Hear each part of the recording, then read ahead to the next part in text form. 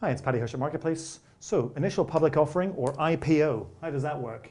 Well, what I want to do is to reintroduce you to the three little pigs who by now have built a large hotel in the city. Very successful hotel, okay, it's making a lot of money. They're very, very pleased with it, these three little pigs. But it's not doing quite what they want because they want to get a bar in there, they want to get a restaurant, all the rest of it. Their brick house, they want to turn it into, so we call it the brick house hotel. They want to turn it into something a bit more fancy, but they haven't got any money. So they've got a couple of choices. They could borrow the money, but that doesn't really work for them. So they decide, well, why don't we sell shares in our business?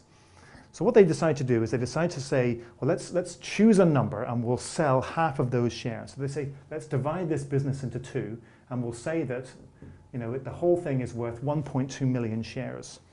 So if we divide this into 600 shares, half of it, the shares go to us, so we get 200,000 each, and we'll sell the other half of the shares to the public. But they've no idea how to sell shares to the public, right? I mean, they don't know how to price those shares, and who's going to buy shares from a pig walking around going, buy a share in my hotel on the street? So they can't do it.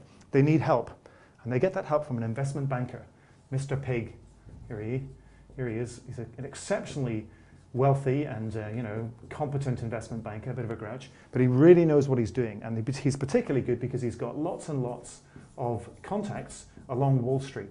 All these banks and investment funds and pension funds, all these institutions who buy lots and lots of shares, buy and sell lots of shares all the time.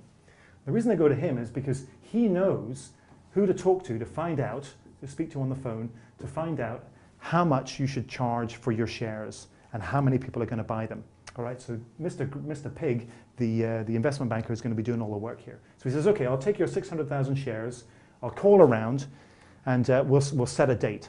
A couple of days later he calls back, he goes, I've called everybody and I've realized I can sell the whole lot of your 600,000 shares. I can sell them on the 14th of February in an initial public offering, the first time they're going to be sold to the public, for $1 a share. Okay, how do you like that? $1 a share.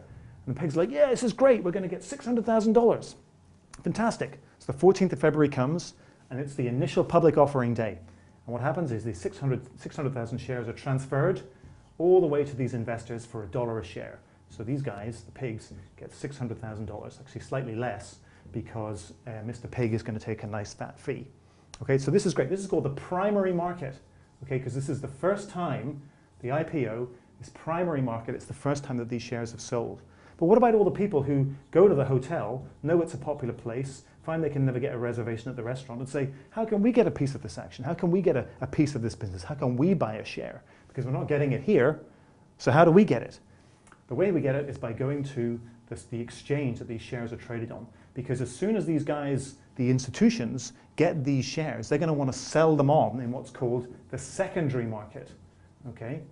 So what they do is they take these $1 shares that they've got and they put them on the New York Stock Exchange, they list them on the exchange, and what they're hoping is that we're going to see this IPO pop where a $1 share goes all the way to $5 or higher, and of course they make the money many times over. What happens a lot of the time, of course, or certainly some of the time, is that the shares go the other way.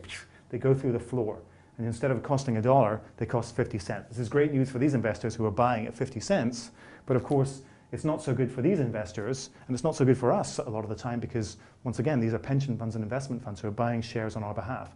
So when a share does go down instead of going up, it leaves them, and a lot of the time us, very badly, needing a drink.